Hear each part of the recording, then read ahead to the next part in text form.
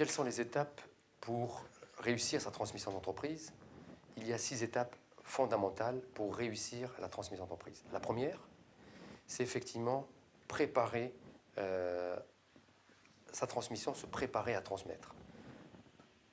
Je pense que c'est l'étape clé que très souvent on saute et qui fait que beaucoup d'entrepreneurs, beaucoup d'entreprises ne sautent pas le pas puisqu'ils ont sous-estimé, je dirais, toute cette charge émotionnelle qu'a le cédant et sur lequel aujourd'hui il faut mettre des coachs, il faut mettre des spécialistes en accompagnement du changement pour faire en sorte que cette première étape soit une étape de plaisir, une étape voulue, gérée et non pas une étape subie.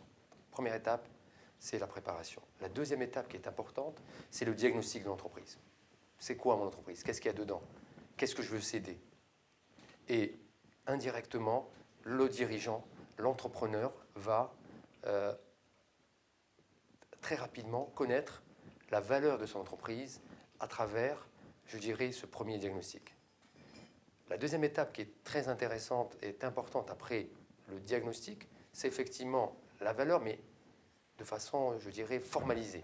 Nous allons valoriser l'entreprise et là aussi passer, je dirais, d'une valeur psychologique à une valeur de marché, à une valeur intrinsèque. Et tout l'intérêt de l'accompagnement par son expert comptable, par son conseil, c'est de bien rappeler que la valeur que nous souhaitons n'est pas forcément la valeur du marché et que cette étape, cet exercice permet effectivement de, là aussi, faire sauter les verrous quand ils existent. Troisième point très important, c'est élaborer un plan de transmission. Il y a la préparation psychologique et il y a l'élaboration du plan. Là aussi, la transmission, c'est un métier, ça ne s'improvise pas et il faut donner du temps au temps. C'est vrai que si elle est mal préparée, on va effectivement vouloir aller vite et 50% des transmissions qui se réalisent après le décès du cédant, c'est un échec. Donc ça montre bien que le cédant est un acteur majeur dans cette opération et qu'il est impératif qu'il soit le moteur, l'acteur, parce qu'il est aujourd'hui la personne clé, la personne écoutée. Quatrième étape qui est importante, c'est effectivement, pour qu'il y ait transmission, il faut trouver un repreneur. Donc là aussi, il va falloir se mettre en quête. Le repreneur, ça peut être la famille, mais ce n'est pas toujours la famille. Même si effectivement, toutes les études démontrent qu'en termes de rentabilité, qu'en termes de survie, il est intéressant, il est souvent pertinent d'avoir quelqu'un de la famille dans la reprise.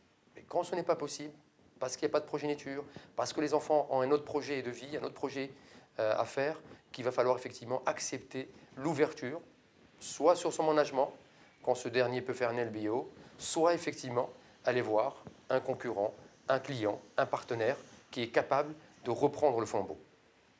L'étape suivante qui est importante, c'est négocier la reprise. Effectivement, là aussi, on ne vend pas son entreprise par hasard, on vend une entreprise sur la base d'un prix, sur la base d'un référentiel.